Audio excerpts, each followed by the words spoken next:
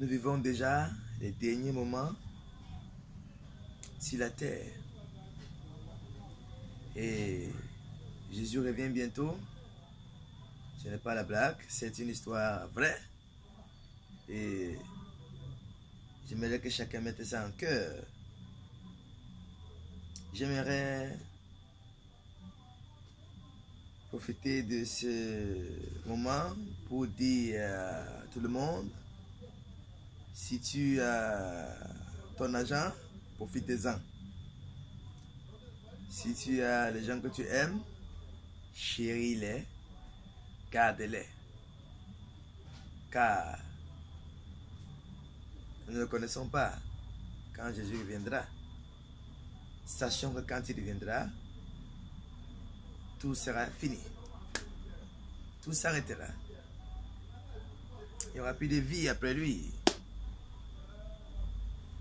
Tout n'aura plus aucun sens. Après son avènement, c'est la fin du monde. Et chacun ira rendre compte pour ses œuvres sur la terre. Vous qui êtes enfants de Dieu, continuez à maintenir votre relation avec le Seigneur Jésus-Christ. Continuez à demeurer enfants de Dieu. Et vous qui voyez, qui regardez aujourd'hui ce message, devenez vous aussi des enfants de Dieu. C'est une question de décision. Ça doit être ton choix. Cela doit être ton choix. Alors, prends cette décision maintenant.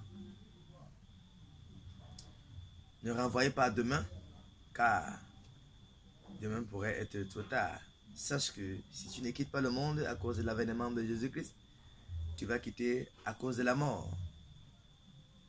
Mais chaque jour te rapproche au jour de ta mort. Et chaque jour te rapproche aussi au jour du Seigneur. Deux choses t'attendent. Deux événements t'attendent ou deux moments importants t'attendent. L'un d'entre eux s'accomplira sur toi. Que ce soit l'avènement de Jésus-Christ, que ce soit la mort. Mais j'aimerais te dire, prépare-toi. Pour toi qui es chrétien, continue juste à travailler sur ta vie afin que le Seigneur Jésus vienne te trouver. Comme il dit, sans tache ni ride. Donne-toi le travail chaque jour qui passe. Travaille sur ce péché que tu n'arrives pas à abandonner. Donne-toi le travail. Ce n'est pas le temps de s'intéresser à l'argent. C'est important, l'argent est bien. Les biens de ce monde qui nous attirent, c'est bien. Mais, en réalité, intéressons-nous plus au plus important. Car le plus important, c'est que tu sois sauvé. Le plus important, c'est ton salut. Ce salut que tu as, tu peux le perdre. Si tu négliges ta foi, tu peux perdre ce salut. Alors, pour toi qui n'es pas enfant de Dieu, pour toi qui écoutes ce message, tu n'es pas enfant de Dieu, il est l'heure que tu te réveilles et que tu saches que tu as assez perdu le temps. Depuis que tu écoutes les enseignements, dans les réseaux sociaux, il y a des églises partout, il y a des personnes qui parlent de Dieu partout.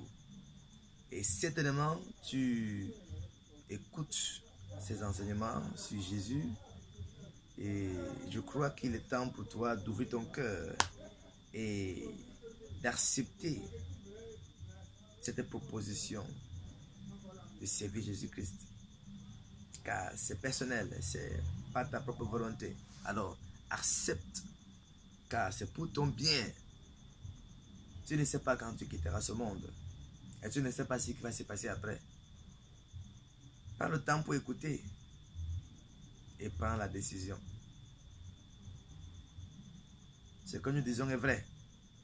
Il ne faudrait pas que tu sois en train de regretter demain.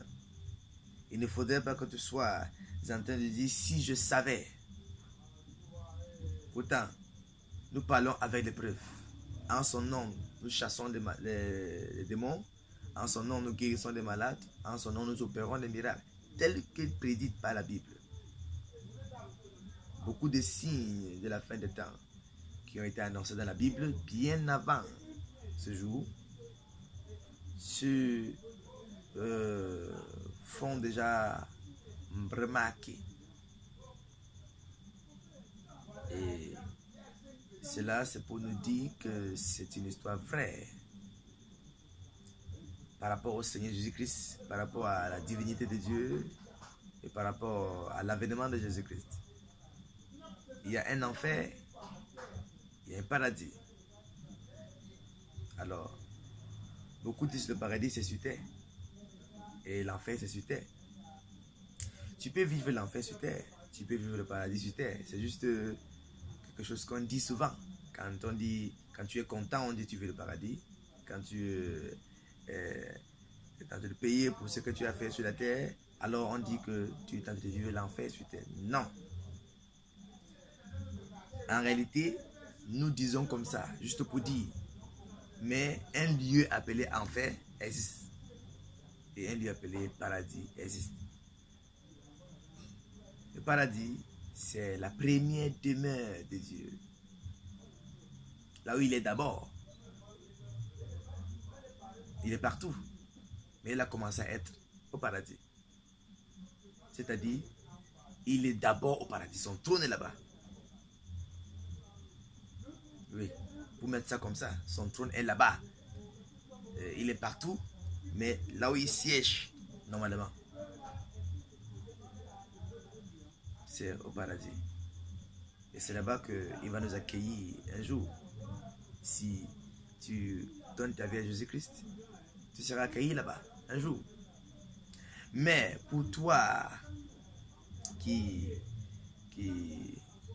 croit que le paradis, l'enfer n'existe pas, il faut savoir qu'il y a un lieu appelé enfer. Et ce lieu est un lieu plein de souffrance. C'est un séjour de mort pour ceux qui sont morts sans connaître Dieu. Et ceux-là sont en train de souffrir là-bas. Quand Jésus va revenir, ils seront donc jugés pour être jetés dans les temps de feu. Donc, c'est pour dire, méfions-nous, n'entristissons plus nos cœurs, car à l'intérieur de toi, tu sais que ce que nous disons, c'est la vérité. Mais c'est juste que tu as déjà décidé dans ton cœur de ne pas croire en ces choses de la religion. Pourtant, ce n'est pas bien ce que tu fais. Donc, réveille-toi. Quand on parle de réveil, ce n'est pas pour combattre le christianisme, mais c'est pour amener les gens à comprendre ce qu'ils sont en train de perdre en refusant le christianisme. Vous perdez le paradis, vous perdez le salut éternel et vous perdez la joie éternelle. Quand on vous parle de Dieu, on est en train de vous servir la nourriture dans un plat en or. Mais en refusant, vous êtes en train de préférer de manger à terre. Réveillez-vous. Réveillez-vous. Jésus revient bientôt. Réveillez-vous. Les signes que la Bible a donnés concernant la fin des temps se font déjà remarquer. Nous les voyons déjà chaque jour. Alors réveillons-nous. Réveillons-nous. Réveillons-nous. Au nom de Jésus-Christ. Je prie pour toi que le Seigneur t'aide à ne pas perdre ce paradis. Je prie pour toi que le Seigneur t'aide, qui te délivre de l'esprit d'incrédulité au nom de Jésus-Christ. Sois délivré au nom de Jésus-Christ. Toi qui es persécuté, toi qui es dans des moments difficiles et tu sens comme si tu vas abandonner Dieu, sois délivré au nom de Jésus-Christ. Que mon Dieu te fortifie. Vas-y, avance. Que les moments soient favorables ou pas, continue à servir Dieu. Car les bons moments doivent t'encourager et les mauvais moments doivent aussi t'encourager. Fais de la parole de Dieu un pilier pour ta vie et un grand soutien pour ta vie spirituelle. Car c'est l'une de ses missions. Au nom de Jésus-Christ. Amen.